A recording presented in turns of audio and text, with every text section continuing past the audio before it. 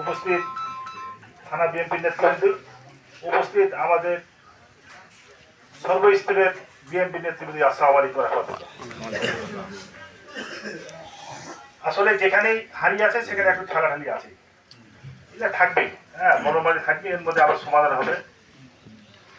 আমাদের যেটা মূল উদ্দেশ্য সেটা হলো কি একটা জিনিস, আমরা এখানে একটা উদ্দেশ্য নিয়ে আসছি। এখানে কথা শুরু হয়েছে একটা পিকনিকের আয়োজন নিয়ে, কয়েকটি লোক নিয়ে কথা হয়েছিল, আমি যেটা জানি।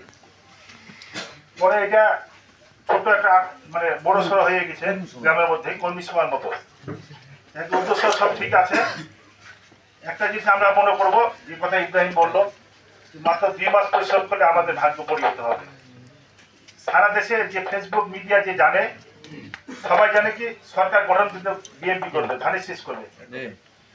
যেহেতু ধানের শেষ সরকার গঠন করবে, আমাদের অপোজিশন দল যদি থাকে তাহলে আমাদের অবস্থা কি হবে? আমাদের ধানের শীষে প্রার্থী যে হোক না করে, যখন আমাদের ধানের শীষে মার্খার যখন হবে, এমপি হবে আমাদের এই এলাকার, অটোমেটিকলি একটা সবার একটা ভাগ্যের উন্নয়ন হবে, একটা ডেভেলপমেন্ট কাজ হবে, নিজের সাহসের পরিচয়তা হবে, নিজের দক্ষতা বাড়বে, সব কিছু থেকে আমরা সুবিধা পাবো। আর যখন আমরা আমার কথা কি যে কোনো কিছুই এখান থেকে পাবো না, তখন আমাদের অনেক কিছু বঞ্চিত হয়ে যাবে। আর একটা জিনিস আপনাদের দোহাই লাগে একটা কথা বলি, সেটা হলো কি যে এখন কিন্তু বাংলাদেশের 2টা দল, সেটা হলো কি দাঁড়িপাল্লা, একটা ধানের শীষ। যারা ধানের শীষ কর্মী আছেন, 2 নৌকায় পা দিয়ে আল্লাহ দোহাই নেই, থাকবে দাঁড়িপাল্লা চলে যাবে, আর নাহলে ধানের শীষ আমরা মাথা চা দিয়ে আছি, সেখানে পরে থাকবো। 313 জন লোক নিয়ে যদি বদরের যুদ্ধে 1000 লোকের সাথে যুদ্ধ করে জয় করতে পারে, ইনশাআল্লাহ আমরা ধানের শীষ হরিপুর জয় করতে পারি ইনশাআল্লাহ। যাই হোক, আমার সভাপতি বলবে, এখানে অনেক কথা হলে কেউ কোনো কিছু রাখবেন না।